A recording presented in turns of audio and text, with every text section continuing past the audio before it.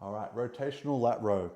Now I'm using this setup, but in most gyms you could simply just use the lat pull down machine setup that's already there.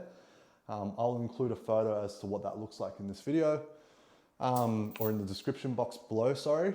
So otherwise you can just set it up like this as well, that's fine as well. Just pull a bench over to a cable attachment. Now you wanna make sure that the cable attachment is set nice and high. The muscle we're specifically focusing on is here, and we're working on an element of rotation as well at the same time. So we're gonna sit, make sure that we have active tension. We don't wanna be here where the weight is already on the weight stack. We wanna have active tension so that we're getting an active stretch from the start of the exercise. And we're gonna add an element of rotation. So this is my starting point. This is my starting point. I'm facing away, and I'm getting a bit of rotation through my upper body, and then I row, pull in, and come back to midline. Rotate forward, come back to midline. Rotate forward, come back to midline.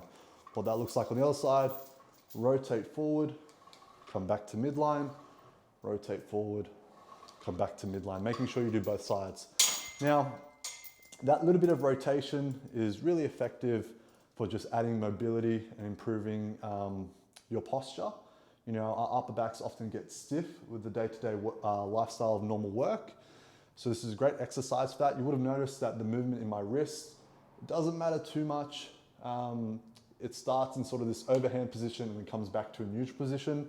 What's more important to keep in mind is two things. One, making sure that you get full compression of your elbow. You want to make sure that you're pulling down all the way.